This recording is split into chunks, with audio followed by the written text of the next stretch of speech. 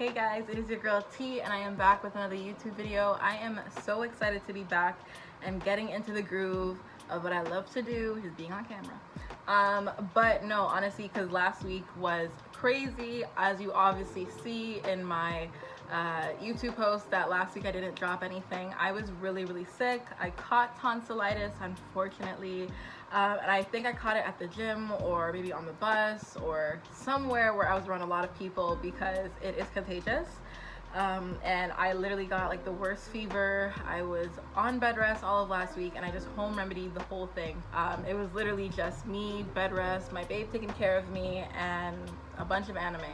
It was great and I feel like myself again. Honestly, I feel really good and I'm super excited to get back into the juices, back into the tea of everything that we love to talk about, which is weight loss and building confidence. So for all of my beautiful queens, my baddies, my scrumdelicious, plump-delicious, hair-delicious, tantalizing African goddesses, my sisters from a different mister, how are you doing? Because I know currently if you're watching this video, you're trying to figure out how the hell, sis, how the hell did I gain so much weight over this quarantine and how do I lose it? Because all of the videos that I'm saving on Instagram or all the videos that I'm watching on TikTok and all the videos that I'm watching on YouTube are not helping me get there. So what is it? What am I doing wrong? How do I get from point A to point B? Because it shouldn't be that hard. And I'm here to tell you, it really shouldn't. It should not be that hard, but unfortunately, if you do not know what you should be looking at, then getting from point A to point B is going to be a lot more difficult than you need it to. One of the things I've noticed that happen quite often is that people join these diets, these really quick diets that probably do help you lose that 15 to 20 pounds, which is absolutely great. But the thing is, some of these diets are not sustainable, meaning that you can't keep up with them either financially or you can't keep up with them because they're just completely out of your comfort zone. And one thing about the human body and the human mind is that once we are given adversity, and adversity could come in the form of a diet plan that is completely out of your comfort zone, can make you feel really uncomfortable, and that same adversity can cause you to slingshot right back to what you once were, and nobody wants to go back there.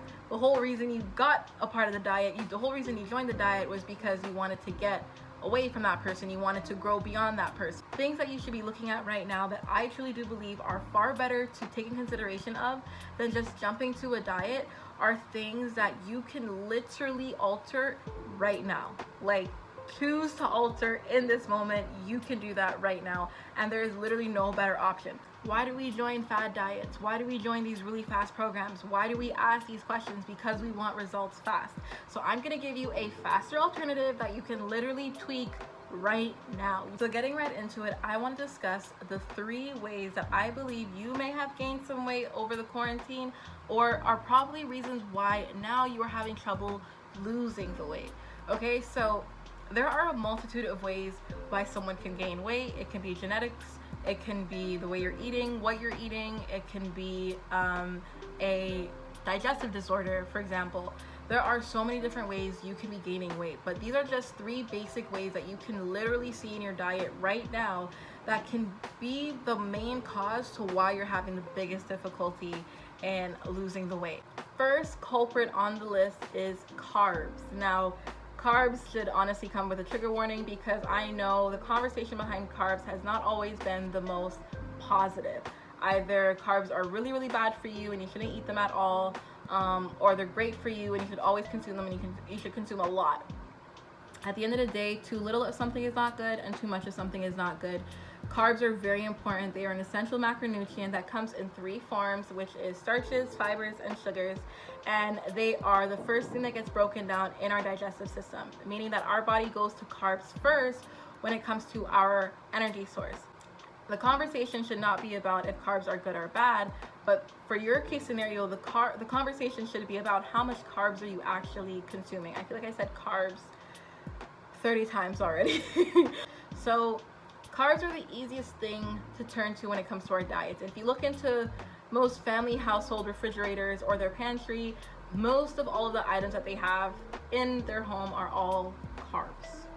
Literally most of it. Breads, cereal, wraps, pastas, dairy products, chips, crackers, like the amount of carbohydrates that there is in a household sometimes blows my mind. And I said that to myself even when I was on my own fitness journey. I completely was taken back at the amount of carbs I was consuming because I didn't know how many products, I didn't know the amount of products that contain carbohydrates. The reason why is because I don't know how many people I grew up around that actually looked on the ingredients label and checked to see carbohydrates, proteins, fats, and making sure that they were checked off on their list. I didn't really grow up around that, so it was very foreign to me, and I completely understand it being foreign to you. So what can happen is that you are going throughout your day eating cereal, picking up a wrap here, eating pasta. It's not that they're bad for you, but the quantity and the amount that you're eating is not good for you whatsoever, because what can happen is that your body is now consuming all of this fast digestive carb dense meals, and not 100% of all of our carbohydrates get broken down, not 100% of fats get broken down, not 100% of protein get broken down within our digestive system. So all of the remainder gets stored away as fat. Another indication to you consuming way too much carbs in your diet is your energy level. If you realize your energy level goes on a roller coaster all throughout the day, where you're at peaks at times and then you hit these major pitfalls and then you're at a peak another time, and you're noticing that it's happening after you eat, that is probably an indication that what you are eating is containing way too much carbs. What is happening in this moment is that your body is releasing a temporary shot of glucose into the bloodstream, and that's going to literally act like as adrenaline, as energy for that period. But like I said, it is temporary. Because you only are getting one major macronutrient in this meal, you have nothing else to rely on for the remainder of that period, or for the remainder of that window until your next meal. I can assure you, if you're struggling with your weight right now, probably one of those reasons is because you have a carb in each and every single one of your main meals, breakfast, lunch, and dinner, and it's probably the major macronutrient in that meal as well. So next on the list, we are going to be talking about added sugars. Now, sugars, just like carbs, are super important for you. So the conversation of are sugars bad, are sugars good, should again not be discussed, because they are vital. The human body requires about 130 grams of sugar on a day-to-day basis just for optimal performance. Not even for optimal performance, just for basic performance, just for you to be at equilibrium. So obviously sugars are very important and are vital, but just like carbs, too much of something is not good.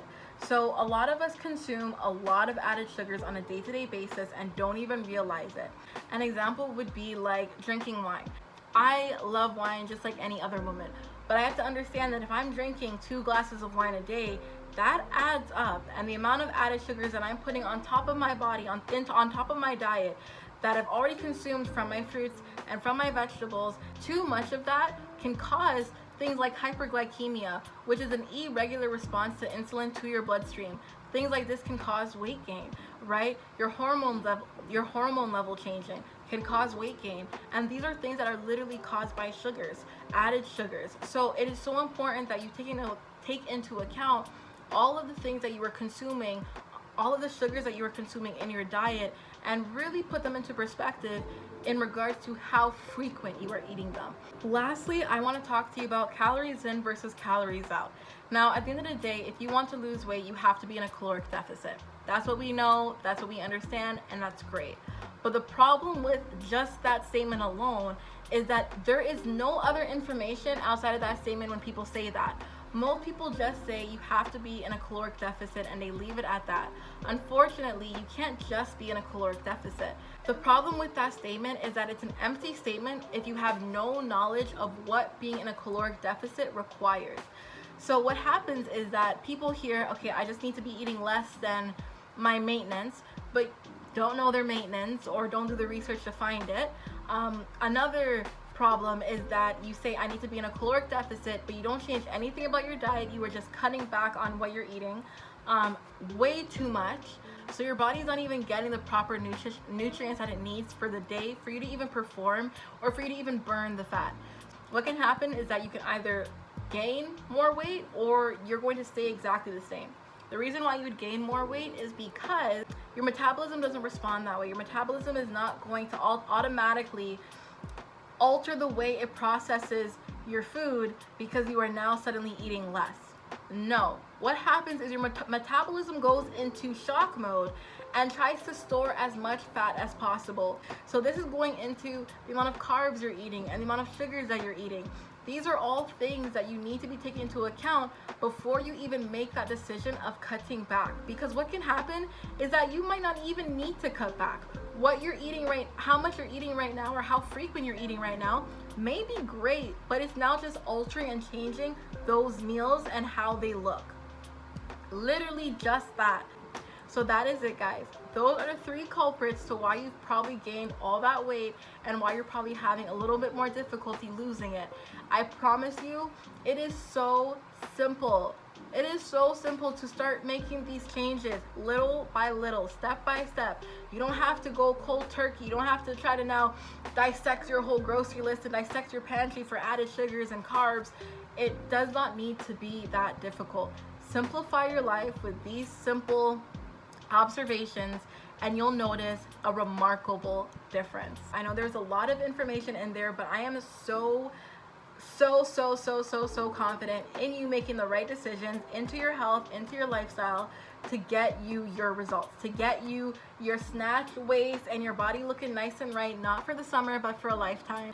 So I hope you guys enjoyed this video. Make sure you leave a like and a comment down below on your thoughts, and hit that subscribe button, and also make sure you hit that notification button to keep updated with all my videos.